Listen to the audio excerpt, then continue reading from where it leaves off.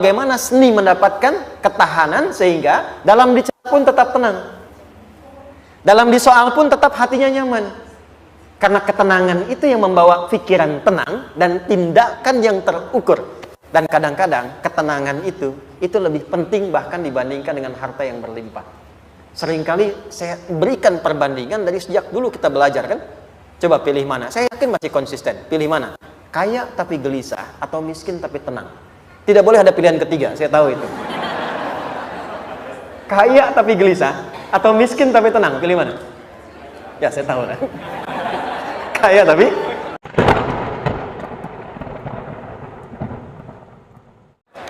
baik, yuk pelan-pelan.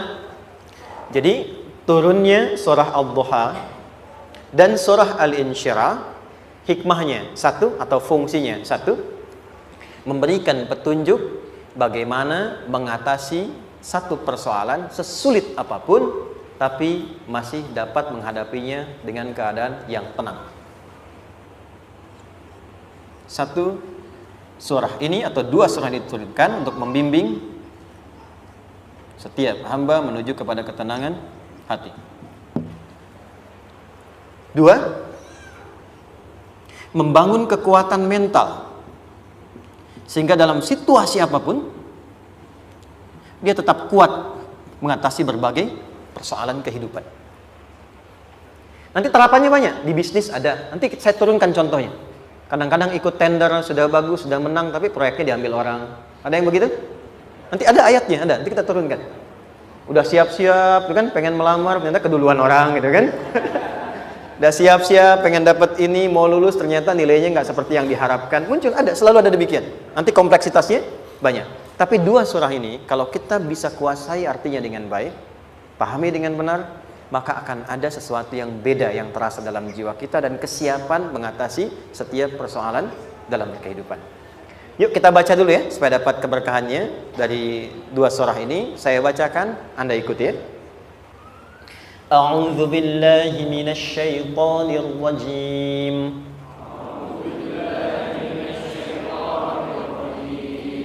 بسم الله الرحمن الرحيم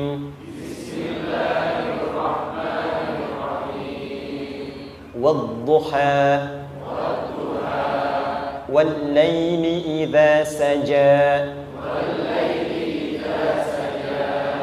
ما ودعك ربك وما قلى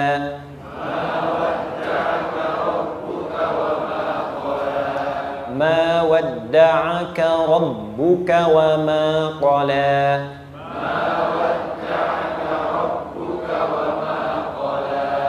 وللآخرة خير لك من الأولى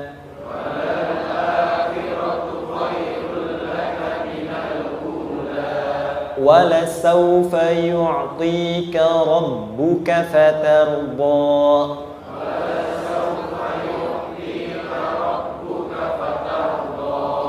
ألم يجدك يتيما فآوى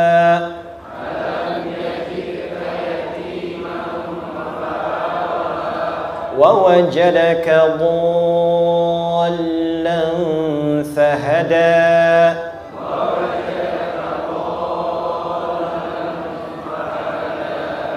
ووجدك عائلا فأغنى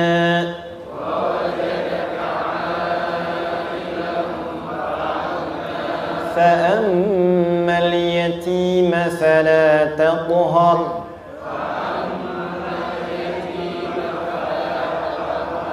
وأما السائل فلا تنهر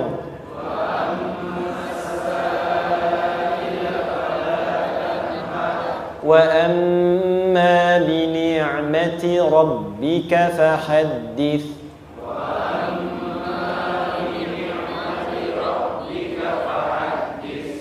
Satu surah dua, alhamdulillah. Izin saya bacakan tadi untuk diikuti supaya setidaknya kalau kita pulang dan ditanya bagaimana hidupmu engkau jalani, seperti apa engkau berinteraksi dengan Quran yang telah aku turunkan, Maka kita pernah menjawab, ya Allah, kami pernah baca akan itu. Jangan pernah kita berkehidupan sampai wafat dan tidak pernah berinteraksi dengan Quran walaupun sekedar membacanya. Wadduha, aku bersumpah, setiap huruf waw yang berada di awal kalimat di satu surah itu makna utamanya berarti sumpah. Ya, qasam, sumpah. Seringkali diartikan demi, ya. Wal asri, demi masa. Wal fajri, demi waktu fajar. Wal laili, demi malam. Intinya sumpah. Sebentar, pelan-pelan.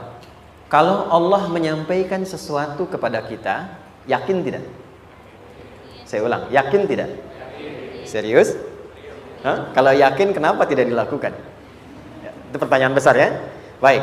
Kalau Allah menyampaikan, Allah tidak bersumpah pun harusnya kita yakin.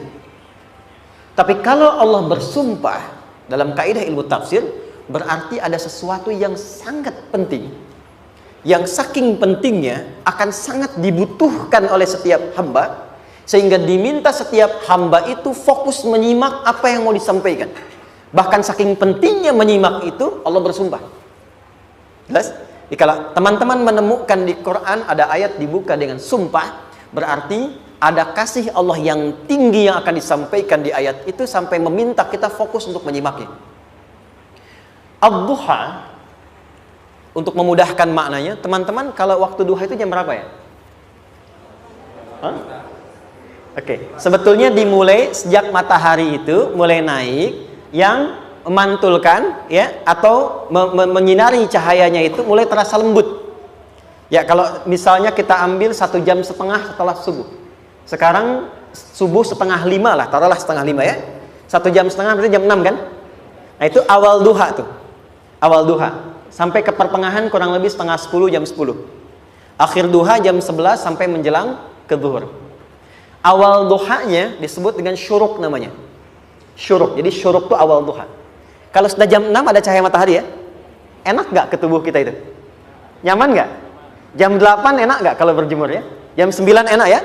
Nah, ini kata kiasan dalam bahasa Arab. Kalau kita merasakan sesuatu yang enak, nyaman, memberikan manfaat yang banyak, itu orang Arab sering memberikan kiasan dengan waktu-waktu tertentu. Di antaranya duha. Jadi kalau kita menemukan kalimat duha, jangan langsung diartikan ke waktu duhanya. Boleh jadi yang diinginkan adalah makna di balik itu, yaitu semua kenikmatan dan kenyamanan yang didapatkan. Cara mengartikan ini, wadduha, aku bersumpah, kata Allah, ya Muhammad, demi semua kenikmatan yang kau rasakan dalam hidup, seperti engkau merasakan kenikmatan cahaya duha itu. Jelas? Wal laili idza saja, dan aku bersumpah, al-lail, lail itu apa? Malam. Baik, lail turunannya, layali jamaknya, lela, lili, lala, itu malam. Jadi kalau ada ibu leli, ibu malam-malam ya. Lail. Oke. Lail itu malam. Malam gelap nggak? Gelap. Tapi kalau gelapnya gulita, tidak ada cahayanya, gelap betul gitu. Gelap ya. Misalnya sedang kita dapati misalnya satu momentum padam lampu, padam semua, dan pas gerhana misalnya gelap sekali. Nah, itu bahasa Arabnya disebut dengan saja namanya. Ya, saja. Wal laili idza saja. Dan malam apabila telah gulita. Zaman Nabi kan nggak ada lampu. Ya, belum ada PLN, ya, dan seterusnya. Jadi gelapnya betul-betul gelap. Saya mau tanya sebentar. Biasanya kalau situasi gelap itu mudah nggak menemukan benda tertentu? Melangkah mudah atau sulit? Tidak mudah untuk dilakukan kan? Dalam bahasa Arab, kalau kita ingin mengungkapkan satu kegamangan yang luar biasa, sampai kita merasakan gelap dan sulit melangkah, bukan hanya karena nggak ada cahaya, mungkin karena ada pekerjaan tertentu yang menyulitkan, masalah tertentu yang menyulitkan, sehingga merasa seakan-akan kita tuh gelap, makan nggak enak, melangkah susah. Pernah nggak merasakan situasi yang saking beratnya satu beban itu seakan-akan makan nggak mau, melangkahnya berat, ada vertigo, kadang-kadang pusing? Pernah merasakan itu? Itu bahasa Arabnya wal laili idza saja. Perhatikan kalimatnya, ya Muhammad sallallahu alaihi wasallam, aku bersumpah demi semua kebahagiaan dan kenikmatan yang engkau pernah raih seperti merasakan kenikmatan cahaya duha. Dan mungkin persoalan hidup yang pelik yang membuat engkau merasakan kesulitan, seakan-akan merasa di suasana gelap yang gulita. Ma wadda'aka rabbuka wa ma qala. Tanamkan dalam jiwamu yang paling dalam, aku tidak akan pernah meninggalkanmu. Ada suami pulang dari pekerjaan, mendapati istri sedang termenung dan mengalir air matanya. Tiba-tiba suaminya datang mengatakan, hangat sekali pada istrinya, di sampingnya membelainya dan mengatakan, "Ma, demi semua suka yang pernah kita lalui bersama, dan demi duka yang mengalirkan air matamu saat ini pun, tanamkan dalam hatimu yang paling dalam, Papa akan selalu bersama Mama dalam setiap situasi itu." Kira-kira para ibu merasakan itu bagaimana perasaannya? Masa sih? Tapi itu menarik loh. Menarik ya. Jadi kalau teman-teman ngaji surat Yusuf, di surat Yusuf itu laki-laki diilustrasikan dengan matahari, perempuan diilustrasikan dengan rembulan. Ya. Inni ra'aitu ahada asyara kaukaba wasyamsa wal qamara ra'aituhum li sajidin. Ayah, aku melihat bulan dan matahari serta 11 gemintang sujud hormat kepadaku. Jadi matahari diartikan itu sebagai laki-laki. Suami, ayah. Kenapa disebut matahari? Diilustrasikannya, matahari itu kan menyengat dengan kuat. Kalau kita menjemur, mengeringkan pakaian, melindungi. Tipikal suami itu melindungi. Ada yang ganggu istri, sengat dengan kuat. Ada air mata yang mengalir, hey, keringkan itu sehingga tidak larut air mata mengalir di pipinya. Itu matahari. Sebaliknya rembulan. Rembulan itu kan enak dipandang, bukan bulannya ya. Bukan bulannya. Kalau bulannya kan desainnya nggak sempurna, baik terlihat. Tapi cahaya rembulannya tampil dengan indah, tampil dengan baik, enak dipandang, menenangkan, dan tidak tertukar. Jangan sampai ada istri jadi matahari, suami jadi rembulan. Jelas ya? Dengan kekuatan bulan, aku menghukummu, ya kan? Itu salah. Oke. Tahan sampai sini, tahan. Lihat baik-baik. Saya berhenti sampai sini dulu. Kalau di Quran ada ayat menyebutkan, tidak spesifik orang yang disebutkan dan kapan kejadiannya, maka peristiwa itu akan terjadi dan dialami oleh kemungkinan generasi berbeda di setiap masa dengan tokoh berbeda tapi perasaan yang serupa. Sebaliknya, kalau disebutkan namanya, jelas identitasnya, kapan kejadiannya, maka peristiwa itu hanya akan menimpa orang tersebut dan tidak akan dialami lagi orang lain setelahnya. Saya tanya dulu yang akhwat, yang perempuan, kenal Maryam? Kenal, bagus. Kenal di mana? Maryam anaknya Imran, mengandung, melahirkan Isa alaihissalam, Yesus Mesias, tanpa disentuh laki-laki manapun. Dan di Quran identitasnya disebutkan langsung, Maryam binti Imran, wa Maryam ibnata Imran. Ini menunjukkan kesan bahwa yang mengandung dan melahirkan tanpa disentuh laki-laki manapun, itu hanya Maryam anaknya Imran. Ingat ya, mengandung, melahirkan tanpa disentuh laki-laki manapun. Bukan mengandung, melahirkan tanpa suami, kalau itu banyak dia. Ya, mengandung, melahirkan tanpa disentuh laki-laki manapun. Hanya Maryam binti Imran. Tapi kalau nggak disebutkan siapa orangnya, kapan kejadiannya, tidak detail disebutkan, ini artinya situasi itu akan dialami kembali oleh orang di masa depan dengan generasi yang berbeda, tapi substansi yang sama. Pertanyaannya, pernahkah kita mengalami situasi yang sulit sampai seakan merasa gelap? Nah, baik, maka adab yang pertama, jika mengalami situasi seberat apapun dalam berkehidupan, maka dekati Allah Subhanahu wa ta'ala. Ini awalnya, dekati Allah. Apalagi kalau ada yang mengatakan ini nggak mungkin, ini nggak akan terjadi, ini nggak bisa. Kalau sudah ada tanda seperti itu tanda langsung dari Allah, supaya Anda diminta langsung mendekat kepada Allah dan tinggalkan semua makhluk. Karena Allah hanya akan mengabulkan langsung kepada Anda tanpa perantara siapapun. Itu yang terjadi pada Nabi Zakaria. Ini nggak mungkin, ini mustahil. Maka beliau langsung memohon kepada Allah dan langsung menyebutkan, ya Allah, saya minta darimu saja, tidak dari yang lain. Maka dikabulkan seketika. Jadi yang pertama, jika punya kesulitan sebesar apapun, seberat apapun, cepat dekati Allah. Maka di situ akan dijawab langsung oleh Allah, ma wadda'aka rabbuka wa ma qala. Hambaku, sepanjang engkau mendekat kepadaku, maka yakinkan dalam dirimu, situasi apapun yang kau rasakan, aku tidak akan pernah meninggalkanmu. Sudah? Satu? Paham sampai sini? Oke. Pelan-pelan ya. Saya belum bicara caranya. Saya baru bicara di awal motivasinya. Dekati Allah dulu, nanti caranya didetilkan di surah Al-Insyirah. Teruskan. Ma wadda'aka rabbuka wa ma qala. Walal akhiratu khairul laka minal. Perhatikan. Hei, seberat-berat bebanmu saat ini, ingat, satu saat akan tuntas. Dan ini pun ujian. Kalau sudah meninggal, gak ada ujian lagi. Dan nanti, kehidupan yang sekarang, apapun yang kau pertentangkan, perdebatkan, perselisihkan, itu semua akan ditinggalkan. Jadi ternyata Allah mengungkap hakikat kehidupan dunia. Apapun yang diperselisihkan, tuh unik ya. Orang berselisih pada yang akan ditinggalkan. Aneh nggak?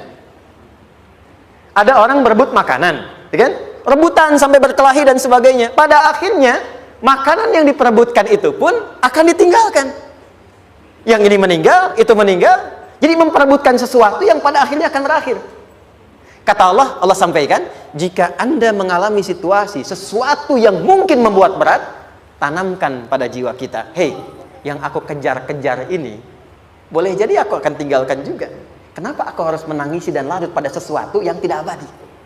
Maka Allah hibur kita dengan mengatakan, kamu tenangkan diri dulu. Semua yang kamu pikirkan sampai membuat kamu berat begini, pada akhirnya kamu tinggalkan. Dan yang abadi itu akhirat. Walal akhiratu khairul laka minal. Dua, pelan-pelan sikapi setiap masalah dengan proporsional. Jangan terlalu larut dalam sesuatu. Dapat job satu, pengen, dah siap, kontraknya besar, tiba-tiba hilang. Dipikirin, Anda mikirkan itu pun gak akan balik. Proporsional aja dulu. Ya, nanti caranya akan turun nanti di Al-Insyirah. Tenangkan diri dulu. Prasangka baik kepada Allah Subhanahu wa taala. Boleh jadi apa yang Allah ingin berikan sebagai pendahuluan sekarang belum sampai kepada kita karena Allah menyiapkan yang lebih baik di balik itu. Kita belum tahu ada apa di balik itu sehingga kita tidak dapatkan itu. Sehingga kemudian Allah katakan walal akhiratu khairul laka minal ula. Teruskan wala saufa yu'tika rabbuka. Pelan-pelan. Orang yang punya sikap seperti ini itu cenderung lebih dekat mendapatkan ridha Allah dibandingkan dengan orang-orang yang larut dalam kesulitan. Orang yang move on dengan setiap persoalan dalam kehidupan, cepat berpikir secara proporsional, tidak menggantungkan hidupnya pada persoalan tertentu sehingga membuat dia menjadi beban, itu lebih mendekatkan dirinya kepada ridha Allah dibandingkan dengan orang yang meratapi persoalan hidupnya. Ya. Pelan-pelan. Jadi spiritnya, kalau punya masalah apapun, jangan dilarutin terus. Gak usah diratapi, cepat move on. Berpikir lagi, rencanakan lagi. Nanti, detailnya ada di Al-Insyirah. Tapi poin besarnya, janji Allah mengatakan, kalau Anda bisa move on, proporsional, maka yang dijanjikan oleh Allah, di situ Allah percepat datangnya ridha Allah Subhanahu wa ta'ala. Kalau ridha Allah sudah datang, maka akan dua yang diberikan. Pertama kali, ketenangan di dalam jiwa. Dan yang kedua, kemampuan untuk berikhtiar lebih baik mencapai apa yang diinginkan. Satu, kalau ridha Allah sudah diberikan pada seorang hamba, yang pertama diberikan ketenangan dalam jiwa. Bukan dunianya dulu. Bukan apa yang Anda ingin harapkan dulu. Pengen sesuatu, ya, pengen materi, pengen kedudukan, pengen lulus anaknya ujian, ya kan? Tiba-tiba terjadi sesuatu, diratapin, alih-alih meratap, alih-alih membuat status, alih-alih menyulitkan diri, kata Allah, terima dulu proporsional. Setelah itu dekatkan diri kepada Allah, turun ridha Allah, begitu turun yang pertama diberikan ketenangan kepada hati. Tenang dulu. Kalau sudah tenang, nanti dibimbing menyelesaikan apa yang sedang dihadapi itu. Itu poin yang ketiga. Pelan-pelan. 4. Kita masuk ke detail sekarang. Perhatikan baik-baik. Ini yang paling menarik. Alam yajidka yatiman fa'awa. Muhammad SAW, bukankah dulu engkau yatim? Punya banyak masalah? Aku selesaikan juga. Ayahmu meninggal sebelum lahir, ada ibu. Ibu meninggal, ada kakek. Kakek meninggal, ada paman. Ya kan? Ada teman yang menemani Sayyidah Khadijah. Teman yang setia. Semua kebutuhan tersedia. Artinya apa? Perhatikan baik-baik. kalau Anda punya masalah sekarang, jangan sampai melupakan yang dulu-dulu pun pernah tuntas Allah selesaikan. Jadi kalau sekarang sedang punya persoalan, jangan sampai satu masalah ini membuat Anda kehilangan harapan dan kehidupan. Sementara Anda sadar, dulu pun banyak masalah kok selesai juga. Kenapa dengan yang satu ini kita harus jatuh? Sekarang usia berapa? 20, 30, 40, 50. Sekarang usia 50 tahun, ada masalah, baru 5 menit datang sudah merasa jatuh. Yang 50 tahun ke belakang yang banyak selesai itu kita nilai atau tidak? Maka kata Allah, seperti yang dulu pernah aku selesaikan ribuan masalah itu, yang sekarang pun mudah aku tuntaskan. Jelas? Nah, secara psikologi, orang-orang yang selalu bertindak seperti itu akan selalu punya harapan lebih tinggi untuk menyelesaikan persoalannya. Jadi kalau sedang punya masalah, pikirkan yang dulu juga selesai, masa yang sekarang nggak selesai. Itu prinsipnya. Secara psikologis demikian. Jelas ya? Oke. Wa wajadaka dhallan fahada. Muhammad, dulu engkau pernah mengalami melihat masyarakat banyak berbuat yang tidak baik, aku berikan petunjuk. Kuncinya fahada di situ. Orang yang punya motivasi kuat dan keyakinan untuk bisa menyelesaikan persoalannya, maka dia akan lebih cepat mendapatkan petunjuk Allah untuk mendapatkan solusi terbaik. Ada sini. Saya agak cepat ya, mohon izin. Wa wajadaka 'ailan fa'aghna. Bahkan, maaf, bukan sekedar selesai. Kalau perlu saya bikin kaya, kata Allah. Aghna itu kalau ilmunya luas. Kalau harta, hartanya banyak. Kalau kedudukan, kedudukannya tinggi. Hei, engkau yang sedang mengejar kedudukan, aku tahan sebentar karena ada yang nggak bagus untukmu di sini.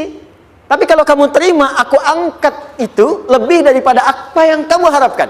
Kamu pengennya bintang 2, aku naikkan sampai bintang 4. Kalau perlu 5 sekalian. Hei, kamu yang ingin kampus di sini, aku tahan. Bahasa kamu nggak lulus, kamu nangis, kamu mengadu, kamu datang pada orang tuamu. Orang tua mulai protes, mulai curhat, macam-macam. Terima dulu. Mungkin di sini ada yang tidak baik, seperti doa ibumu yang sering memohon, ya Allah, jangan sampai anakku berbuat yang salah. Jangan sampai terjebak narkoba. Jangan sampai terbawa tawuran. Di sini ada yang kurang tepat untukmu. Kalau kamu ridha, kamu terima, kamu proporsional, bahkan aku pindahkan ke kampus yang lebih baik yang tidak kamu bayangkan sebelumnya. Di orang-orang yang selalu menerima apa yang Allah ujikan dan ridha dengan itu, maka Allah akan angkat derajatnya bahkan melebihi ekspektasi dirinya. Paham? Kalau sudah seperti itu, maka lihat ujung ayatnya. Lihat ujung ayatnya. Fa ammal yatima fala taqhar. Maka jangan pelit berbagi kepada orang lain. Share. Kalau sudah sukses, share. Berbagi, bukan hanya materi, bagi ilmunya, ya. Bagi kebahagiaannya. Wa ammas sa'ila fala tanhar. Jangan sampai nunggu orang minta. Kalau lihat ada kawan yang butuh, sekarang Anda sukses. Tapi boleh jadi kesuksesan Anda itu tangganya dari teman-teman Anda. Kalau sudah teraih ke atas, lihat lagi anak tangganya ke bawah. Ajak teman, jangan ditunggu minta. Ajak, bawa dia, berikan peluang. Jangan sampai dia minta, apalagi Anda bentak-bentak. Aku kan yang dulu bantu kamu. Jangan sampai keluar kata-kata itu. Kamu bisa naik di atas karena aku kan yang dulu bantu kamu. Kamu bisa jadi pemeran utama karena aku yang rekomendasikan. Karena aku yang dorong kamu, misal. Jangan sampai keluar kata-kata itu. Apalagi langsung keluar, tidak. Ini karena ilmuku saja misalnya. Kalau itu bisa dilakukan dengan baik. Lihat ujungnya. Wa amma bi ni'mati rabbika fahaddits. Maka semua nikmat yang dirasakan akan mudah untuk diimplementasikan dan disyukuri. Jadi semua nikmat itu bukan cuma dirasakan. Jadi membagi semua nikmat itu adalah rasa terbaik untuk menikmatinya. Maaf ya, Anda kalau punya makanan, dimakan sendiri. Dengan dibagi sama-sama, kira-kira rasa nyamannya yang pertama atau yang kedua? Kedua. Makan sendiri, enaknya sendiri kan? Tapi ketika ada teman berbagi dan tahu, oh enak ya, nyaman ya, ada kebahagiaan, ada ngobrol, ada tertawa, ada kebersamaan, itulah inti nikmat yang sesungguhnya. Wa amma bi ni'mati rabbika. Ternyata masalah yang diberikan bukan ingin memberikan beban, tapi ujungnya, endingnya supaya Anda bisa mendapatkan nikmat berkualitas yang bisa dibagi. Lihat surat Ad-Duha itu jangan cuma lihat awalnya, lihat ujungnya. Ternyata ketika seseorang mendapat masalah seberat apapun, itu bukan ingin membebani, tapi ingin meningkatkan kualitas hidupnya supaya mendapatkan nikmat yang lebih besar dan merasakan nikmatnya itu dengan berbagi. Itu poin. Jadi kalau sampai sini kita paham, dan kita beri nama misalnya dengan fikih ujian. Jadi kalau desain ujian ini sistematikanya kita pahami, maka tidak ada alasan untuk mengeluhkan persoalan. Jadi melihat masalah itu bukan sebagai beban, pada akhirnya melihatnya sebagai tangga untuk mencapai kebahagiaan. Jelas sampai sini? Baik, kalau sudah seperti ini, ingin punya masalah atau tidak ingin punya masalah? Tidak. Ingat ya, jadi kalau anak pulang bawa masalah, dilihatnya jangan beban. Oh, Allah ingin menaikkan kualitas pada anak saya, yang dengan itu menjadikan ia mendapatkan nikmat yang belum pernah didapati. Kalau rumah tangga sedang ada masalah, jangan banyak diperseterukan, tapi direnungkan sejenak. Oh, Allah ingin meningkatkan kualitas rumah tangga ini, sehingga kita bisa mendapatkan nikmat yang tidak pernah didapati sebelumnya. Makanya nikmat berumah tangga itu yang terbesar selalu bertambah ketika menyelesaikan masalah. Silahkan cek. Kalau sedang ada masalah berseteru kan? Tapi setelah selesai kan jadi lebih nikmat ya? Ya? Lebih senang lagi, lebih cair lagi, lebih bahagia lagi, lebih mendukung lagi. Ternyata ada nilai-nilai kebaikan yang tersimpan yang belum disadari sepenuhnya. Pertanyaannya, kadang-kadang mudah diucapkan tapi tidak mudah mempraktekkan. Bagaimana itu semua bisa ditempuh dengan baik sehingga ketika mengalaminya kita bisa tenang menghadapinya. Maka turunlah surah Al-Insyirah. Saya cepat.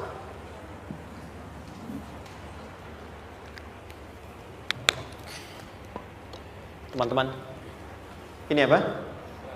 Kelas ya? Baik, pelan-pelan sedikit. Kira-kira volumenya besar kecil? Kecil ya? Baik. Kalau saya bandingkan dengan gayung, volumenya besar mana? Gayung ya? Baik. Kalau ini saya perlebar, sehingga bisa memasukkan apapun ke dalamnya, itu bahasa Arabnya disebut dengan insyirah namanya. Jelas?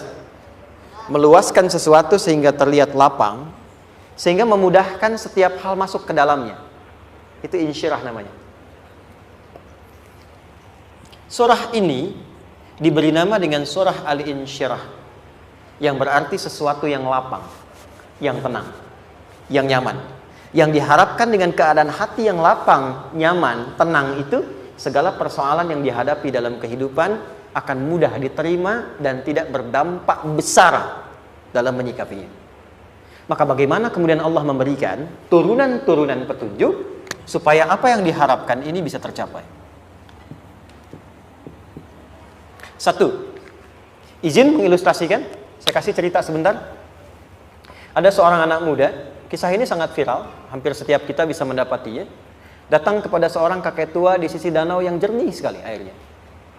Dia berkeluh kesah tentang persoalannya. Dia katakan, saya punya masalah begini. Berat sekali terasanya. Kakek itu kemudian permisi, dia hanya membawa 2 genggam garam. Kemudian beliau bawa 1 gelas, ilustrasinya seperti ini. Dimasukkanlah kemudian garam itu ke gelas itu. Lalu diambil 1 gelas air yang jernih tadi dengan garam segenggam. Kata beliau, minum. Pemuda itu mengatakan, wah asin, minum aja dulu. Lalu ketika diminum, langsung ditumpahkan. Dia muntahkan asin katanya. Lalu setelah itu kakek yang tadi melepaskan segenggam sisanya, dilempar ke danau tadi yang luas. Lalu diambil lagi dengan gelas yang sama. Sekarang minum. Bagaimana rasanya? Segar, enak, nyaman. Itulah hatimu. Kalau hatimu sempit sesempit gelas ini, maka masalah sekecil apapun akan selalu menghadirkan kesulitan seperti engkau menelan garam tadi.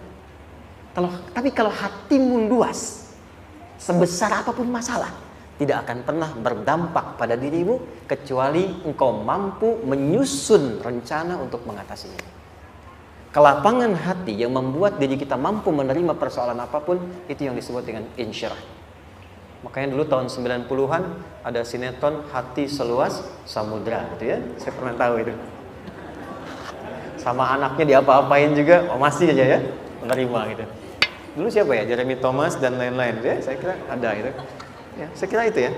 Saya pernah lihat sejenak ya. Saya jarang-jarang nonton gitu. Pernah lihat aja. Saya senang riset. Jadi kalau riset itu ada riset dakwah, ada riset materi. Saya teman-teman yang musik gitu ya, saya tidak tidak terlalu dekat dengan musik karena saya di Quran gitu. Tapi untuk mengetahui hukum musik itu bagaimana, saya riset. Sampai ke notasi saya tahu. C, D, E, F, G, A, B, C, G, A, B, C, D, E, Fis, G, D, E, Fis, G, A, B, Cis, D, A, B, Cis, D, E, Fis, Gis, A, E, Fis, Gis, A, B, Cis, Dis, E, B, Cis, Dis, E, Fis, Gis, Ais, B, Fis, Gis, Ais, B, Cis, Dis, Ais, Fis, Cis, Dis, Ais, Fis, Gis, Ais, Bis, Cis. Gitu kan ya? Ya, tapi kalau diminta piano, gitar, ini saya nggak bisa. Ya, tapi untuk menentukan hukum, nah kita bisa paham gitu. Misalnya boleh nggak baca Quran pakai langgam Jawa gitu kan? Nah hukumnya apa? Nanti dari teori itu muncul. Ya, paham ya? Nah, oke, balik sini. Perhatikan baik-baik. Satu, saya agak cepat.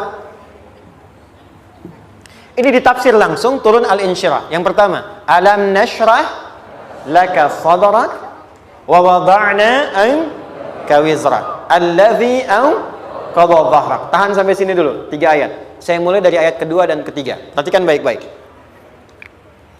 Wa wada'na anka wizrak allazi anqadha dhahrak. Artinya apa? Artinya satu beban yang diletakkan di pundak yang berpengaruh kepada semua bagian tubuh.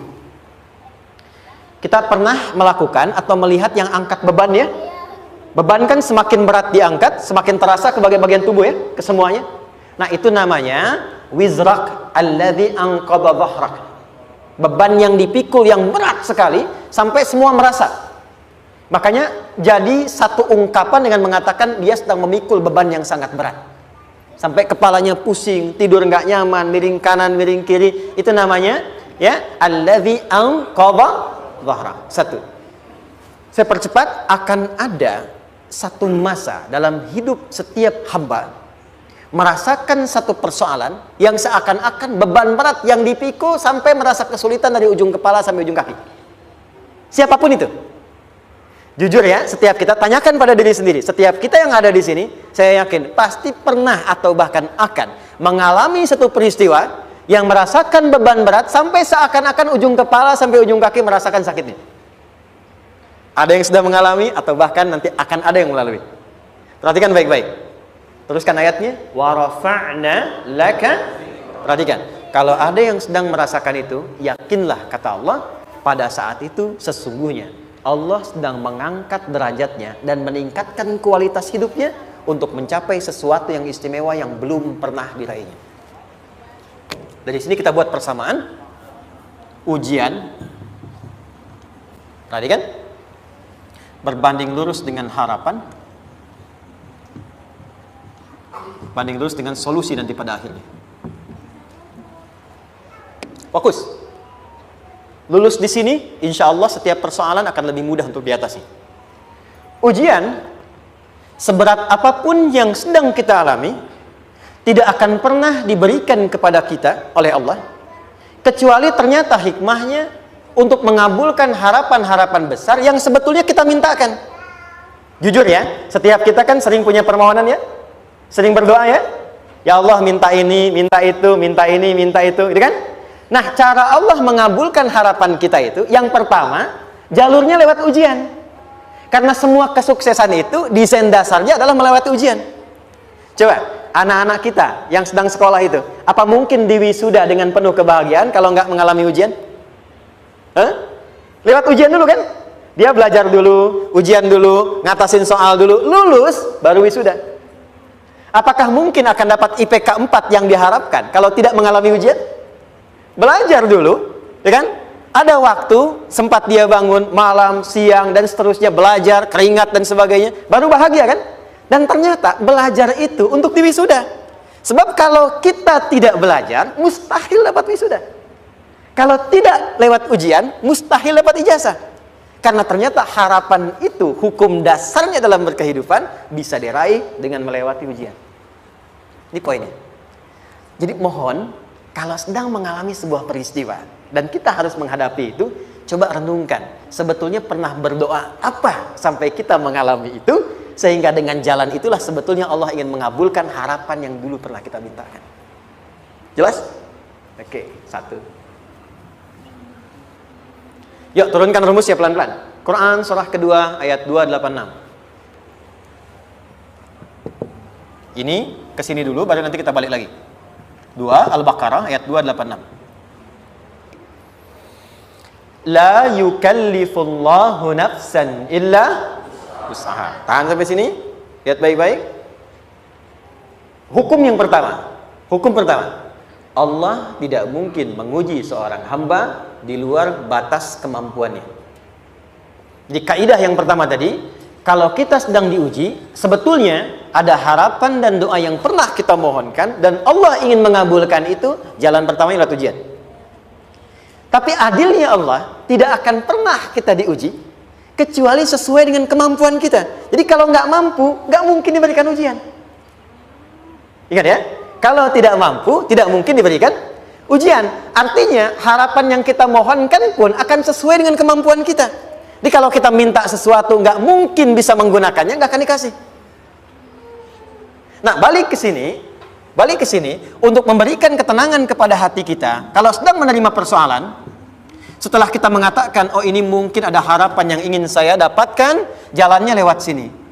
Untuk memberikan ketenangan kepada hati, begitu persoalannya tiba, langsung katakan pada diri kita, saya pasti bisa menjalaninya. Mustahil saya diuji kalau nggak mampu menjalaninya. Itu bahasa singkatnya.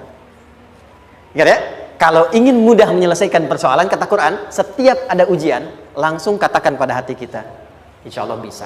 Nggak mungkin saya diuji kalau saya nggak sanggup. Jelas? Dan tanamkan itu pada hati yang paling dalam. Ini nggak mudah. Kalau cuma disimpan di pikiran, jadi beban.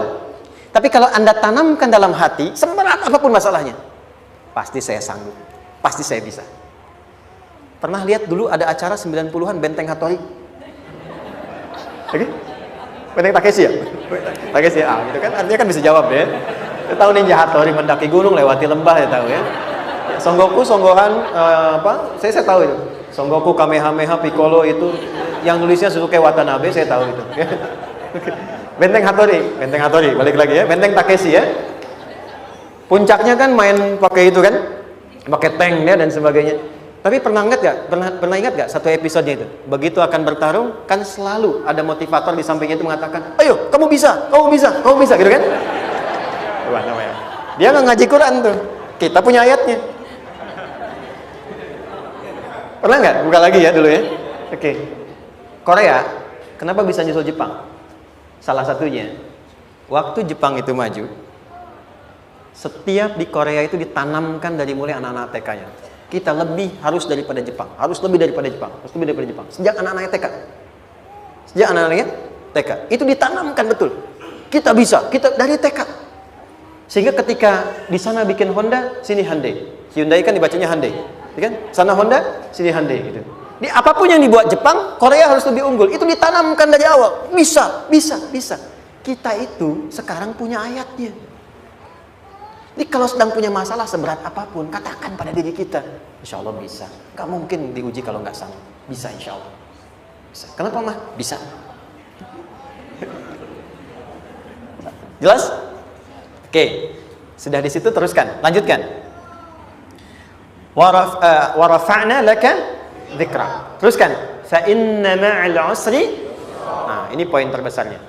Fa inna ma'al usri yusra. Fa huruf yang menunjukkan sesuatu berlangsung dengan cepat. Inna di ilmu nahwunya berbunyi begini, di gramatikal bahasa Arab. Harfun nasbin wa taukidin.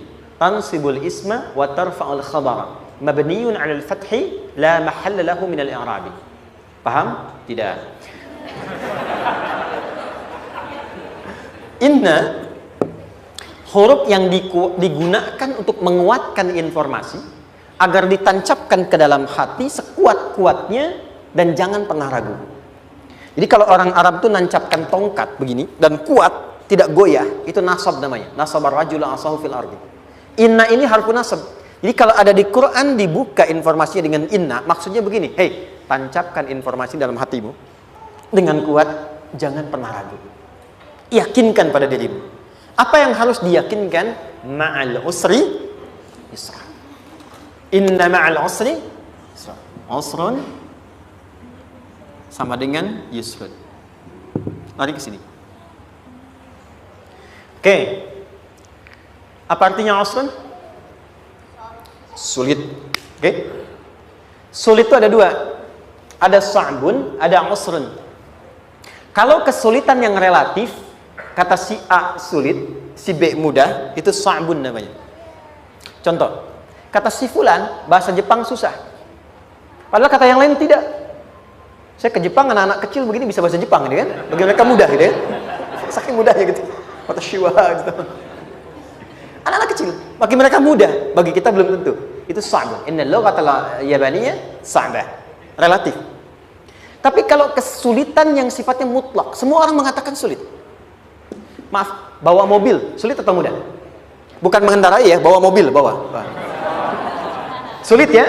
Sulit ya? Baik, sepakat sulit semuanya. Nah, itu dalam bahasa Arab dikenal dengan usrun. Kesulitan yang semua sepakat bahwa itu susah. Sulit, semua sepakat. Dan ketika ada orang bicara, aku sedang punya masalah begini. Semua mengatakan, wah itu nggak mudah, itu nggak mudah. Itu usrun namanya. Lawannya, kemudahan yang relatif disebut sahlun. Tapi kemudahan yang semua sepakat bahwa itu mudah, itu yusrun namanya. Mengangkat spidol, semua mengatakan mudah, ringan. Itu yusrun namanya. Perhatikan, Allah tidak memasangkan sa'bun dengan sahlun, tapi memasangkan usrun dengan yusrun. Orang-orang yang punya keyakinan kuat, setiap persoalan itu akan selesai. Dan dia mengatakan pada dirinya, aku bisa melewatinya. Maka, perhatikan kalimat kata Quran. Inna ma'al usri yusran. Sesulit apapun masalah yang sedang dia alami, maka Allah akan datangkan solusi semudah-mudahnya yang bisa dia nikmati. Dengan kata lain, kalau kita bawa ke bahasa psikologi, kalau sedang menghadapi persoalan seberat apapun, selain kita mengatakan, ini pasti bisa saya lalui, saya insya Allah sanggup mengatasinya, katakan pada diri kita, ini pasti selesai. Pasti ada solusinya, pasti mudah. Katakan, walaupun memang solusinya belum datang, tapi tenangkan pada diri kita dengan mengatakan, inna ma'al usri yusra. Bahasa psikologinya, katakan pada diri kita, ini pasti selesai. Gak mungkin gak selesai, pasti ada solusinya, pasti mudah. Itu lebih memberikan harapan pada diri kita untuk menuntaskan persoalan dibandingkan dengan meratapinya. Jelas? Teruskan. Fa inna ma'al usri. Kalau masih ragu kata Allah, katakan lagi sekali lagi. Sampai hati kita merasa nyaman. Jadi kalau sedang punya persoalan seberat apapun, tanamkan pada diri kita, pasti selesai. Belum nampak, insya Allah pasti selesai. Gak mungkin diuji kalau nggak ada solusi. Itu lebih memberikan harapan. Setelah itu, fa idza faraghta, mitigasi masalahnya, mitigasi persoalannya, tuliskan ini masalahnya apa, rumah tangga apa saja, misalnya dia ada suami, ada istri, ada anak-anak, masalah ada di mana. Kadang-kadang menangnya jadi kusut karena satu-satu nggak segera diselesaikan. Maka kata Al-Quran, fa idza faraghta, satu-satu mitigasi dulu. Satu masalah di sini, lihat di suami, lihat di istri. Kalau pekerjaan, masalahnya apa, sebelum bercabang kemana-mana, petakan. Apakah rekanannya, apakah relasinya, apakah kemampuannya, apakah manajerialnya, apakah marketingnya. Mitigasi, kotaki semua, selesaikan satu-satu. Setelah itu, apa yang dilakukan? Wa ila rabbika, tawakal sepenuhnya kepada Allah untuk menentukan hasilnya. Tawakal itu yang paling mahal.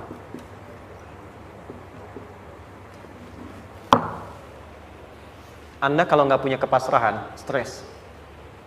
Karena selalu memikirkan apa yang mau dikerjakan dan selalu orientasi pada hasil.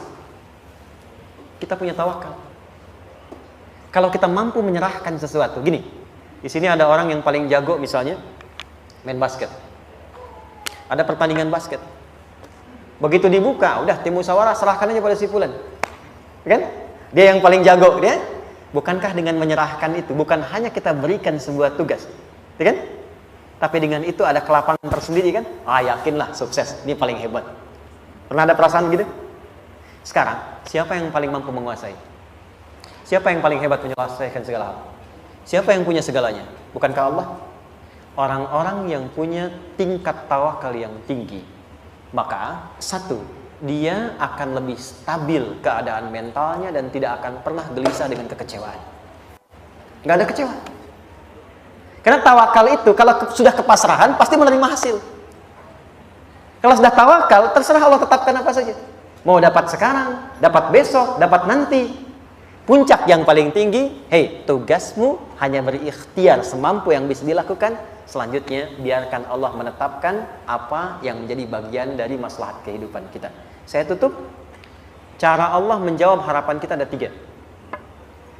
1. Memberi langsung apa yang kita mintakan. Dua, menunda itu sampai kita siap menerimanya. Tiga, mengganti apa yang kita inginkan dengan apa yang kita butuhkan. Saya ulang ya. Satu, memberi langsung apa yang kita mohonkan. Misal, ya Allah saya ingin A misalnya, anak saya pengen ke ITB. Tapi nggak mungkin tiba-tiba langsung masuk ITB kan? Pasti lewat ini dulu kan? Ada ujian dulu, ikut tes, dan seterusnya diterima sesuai. Dua, kadang menunda sesuatu sampai dia sanggup menjalaninya. Anda punya anak usia 5 tahun, pengen diberikan motor. Anda mampu untuk memberi motor, dikasih nggak? Tidak. Sampai dia sanggup mengendarai motor, baru Anda berikan. Terkadang ada yang kita minta sekarang, tidak didapati sekarang. Tapi ternyata tahun depan kita dapat. Kita harus sadar bahwa anugerah yang kita dapatkan tahun depan itu sebetulnya adalah hasil doa kita di tahun ini. Pernah dengar nggak kisah viral? Nabi itu berdoa baru dikabulkan setahun setengah. Setahun 6 bulan. Padahal itu Nabi loh. Kiblat pertama kita kemana? Palestina kan? Baitul Maqdis kan? Nabi berdoa, mohon terus nengok ke langit. Al-Baqarah 144, minta. Jawabannya turun setelah setahun setengah. Setahun 6 bulan. Ada yang mengatakan di tafsir setahun 8 bulan. Baru dikabulkan setelah setahun setengah. Padahal kurang soleh apa Nabi? Nabinya siap, mungkin umatnya yang belum siap. Nabinya siap, tapi ada tantangan di masyarakat yang tidak mudah, yang mungkin bisa meruntuhkan dakwah. Baru dikabulkan setahun setengah. Ketika semua umatnya sudah bisa siap menerima itu. Boleh jadi, apa yang diminta orang tua sekarang, terkabulnya mungkin belasan puluhan tahun pada anaknya yang nomor sekian. Tahu Imam Syafi'i? Imam Syafi'i itu kan nama aslinya Muhammad. Bapaknya Idris, kakek yang ke atas yang ketiga namanya Syafi'i. Kenapa disebut Imam Syafi'i? Dinisbatkan pada kakek yang ke atasnya. Ternyata kakeknya ini seorang ulama besar, saleh, memohon kepada Allah. Setiap di keturunannya ada yang bisa menggantikan lebih soleh, lebih baik lagi. Ternyata yang didapatkan bukan dari anaknya, tapi generasi keturunan yang kesekian. Anda belum sekarang bisa hafal Quran. Misalnya, Anda bermohon, berdoa, boleh jadi yang hafal mungkin bukan di anak, bisa di cucu, bisa di bagian keluarga yang lain. Maka terkadang tawakal itu tidak hanya memberikan hasil yang cepat, tapi memberikan keindahan yang terasa tertunda, tapi melengkapi kebahagiaan yang dirasakan. Penutupnya, boleh jadi minta ke ITB, diterimanya di Unpad.